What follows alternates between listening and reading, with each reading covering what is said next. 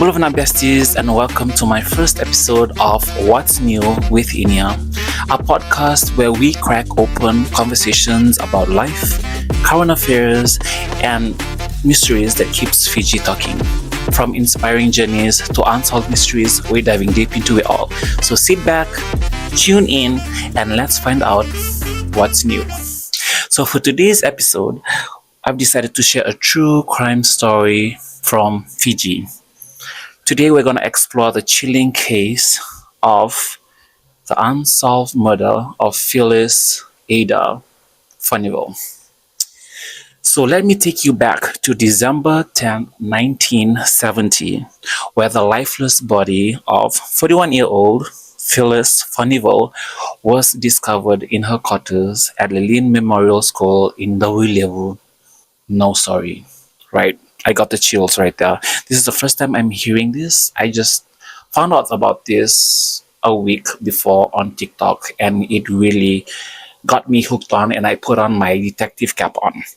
So today I've decided to fill you guys in on what I found out about the brutal murder of Phyllis Ada Furnivall. Who is Phyllis Ada Furnivall? So Phyllis Ada Furnivall, she is a Australian missionary from Toowoomba, Queensland, Australia. So she is the youngest of 6 siblings, and she is the daughter of Percival and Ethel Furnivall. So she spent her life in Australia, and then later she decided to become a teacher. So after spending her life in Australia, she then decided to become a missionary and a teacher. So she started teaching at Bryden School, Queensland, Australia, before moving to Fiji to further her passion in missionary work and teaching. So in 25th January 1951, she started her mission at the Methodist Missionary here in Fiji at only 22 years old. Imagine being 22 and knowing what you want in life. Phyllis Ada Furnivall is that girl. She doesn't joke about her passion. So at 22 years old, she joined the Methodist Missionary, and she started doing missionary work here in Fiji. After spending some time with the Methodist Missionary, she then joined Dudley High School. So she spent about 10 years at Dudley High School teaching and also doing missionary work on the side. So while she was at Dudley High School, she was also responsible for a series of Lantern podcasts on Radio Fiji. So the purpose of Lantern podcast is it's a live broadcast. So back then in 1950s, 1960s, the only form of mass media was radio. So it was a broadcast to help Christians deepen their relationship with God. So since she's a teacher, spending full time in school, this was her way of stretching out the word of God. So this was her way of doing missionary work. She would join in the Lantern podcast at Radio Fiji. I don't know which radio station was running back in the day, 1950, 1960s, 70s. But she joined the radio station and started doing missionary work, doing all of these Lantern broadcasts. And also her colleagues believed that she was a firm believer of human rights. She was a firm believer of human rights. And also while on this Lantern broadcast, she then invited her final year students at her secondary school. So Form 6, Form 7 students, they would join in with her at the Lantern broadcast, and they would start sharing their experiences in school. So this series back then, it was known as the Sixth Form of Voices. So Sixth Form of Voices was like a platform where students in the sixth form would join in and express their opinions about the education.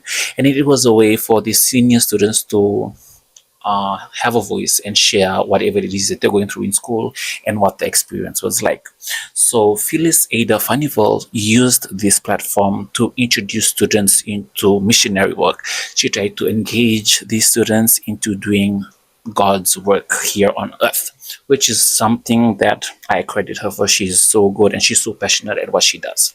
So after spending 10 years at Dudley and spending all of this time at Radio Fiji with doing Lantern broadcast, Her broadcast then came to an end. Before it successfully ended, it was terminated abruptly. As I've mentioned before, that she was a firm believer of human rights. So there was an episode or a broadcast where she spoke about racial discrimination at the United States of America. And this was back when slavery and everything was still at its peak, 1950s, 1960s, and somehow some people from USA stretched in their little fingers into the network and told her, sorry, we cannot continue your podcast. Or, I mean, back then, your broadcast.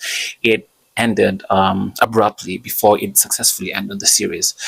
So after she left the Lantern broadcast, she continued teaching at Del Del Crucia. She started teaching at Dudley High School to when she finally decided to leave, and she was posted to Lelin Memorial School then. And she never thought that that was gonna be her last posting, because that was the place where she was then brutally murdered. So after spending 10 years at Dudley, she was then transferred to Lelin Memorial School. She only spent 1 year at Lelin, and that was on the year 1970. So on the year 1970, right on the end, so we have 3 terms, term 1, term 2, term 3. So at term 3, on the last day of term 3, where people were leaving, going home, on the last night of term 3 for 1970, she was then brutally murdered. So police officers back then, according to news articles that I found online, they said that the discovery was harrowing. She was found in a pool of blood, her blood bearing multiple stab wounds. There were no signs of forced entry. No fingerprints or no footprints were found at the scene, and the murder weapon was never recovered. To be honest, these are all the things that, I mean, if I'm wearing my How to Get Away with Murder hat, right, I watched 4 seasons of that. These are 4 ways you can easily get away with murder. There is no murder weapon. You hide that murder weapon.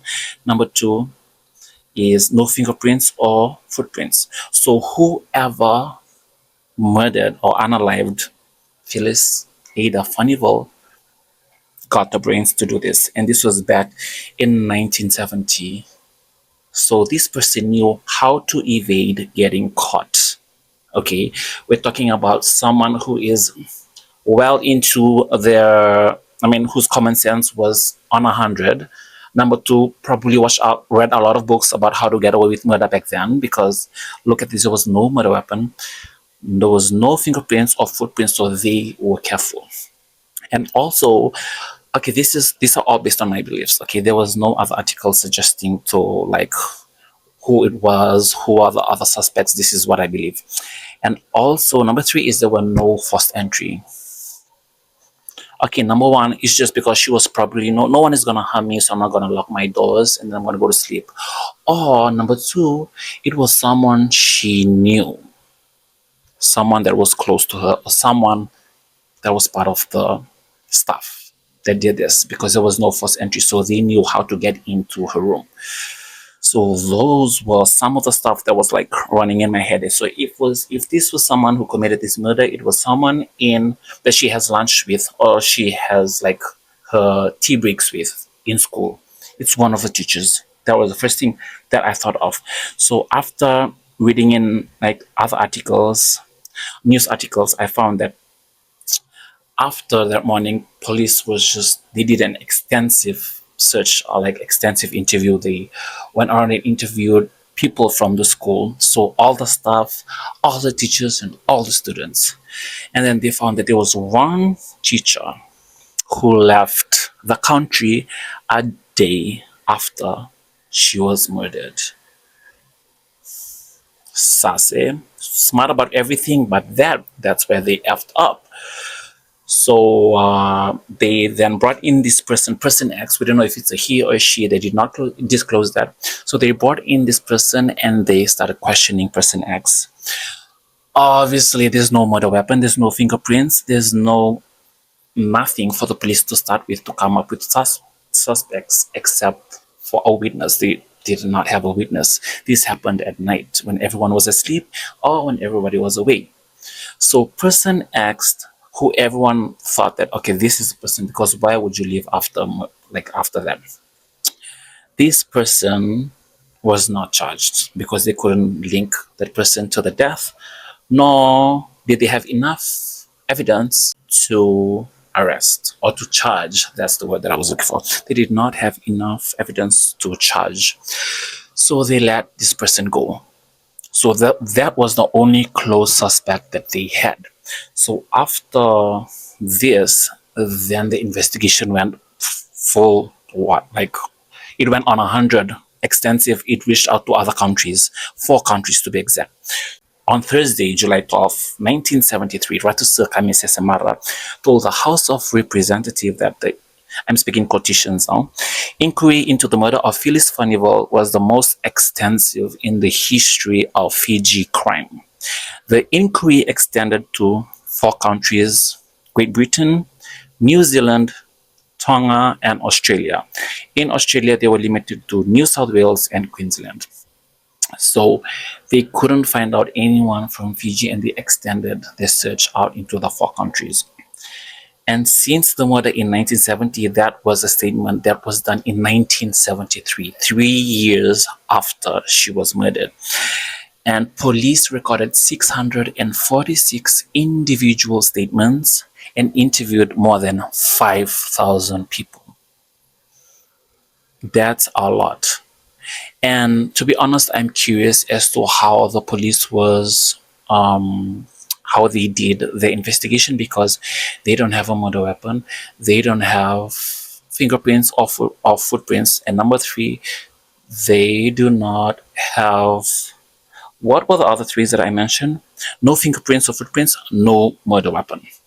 Those are the 2 important things. So I think they're just going by time, and if people had alibi, or I don't know how they're questioning people and how did they divide, like, okay, these are the most probable people that killed this person, or these are the people who are less likely. I don't know what was the basis of the investigation, but I'll be very interested to find out.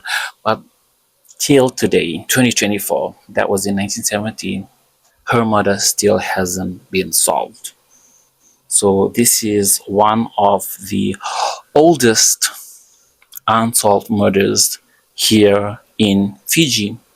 And to think, like, why would someone murder this missionary who's out here doing God's work, who came all the way here to Fiji to teach these people about Christ, also to teach students about education? Who would wanna murder someone like that? This case is a very interesting case, and it's so unfortunate for Phyllis, because she's just out here doing her own thing, trying to being moved by her passion to educate people. So Phyllis' tragic death left a void in the community. Hundreds attended her funeral in Suva, where she was laid to rest.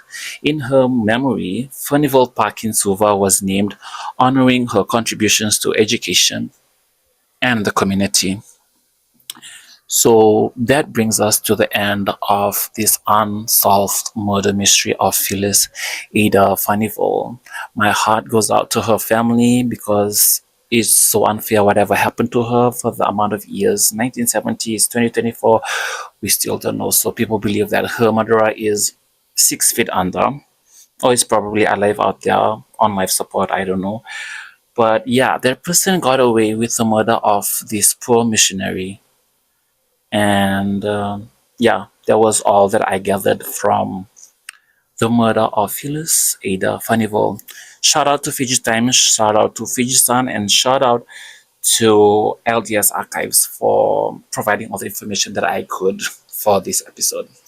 So that brings us to the end of this episode of Unsolved Murder in Fiji.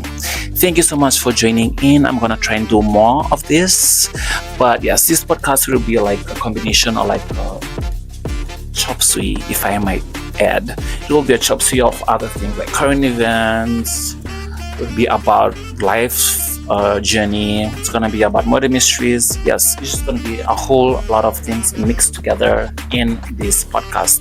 So please be patient with me. I'm starting this out in my room, and I promise that I will deliver every time on every episode. Thank you and enjoy your evening.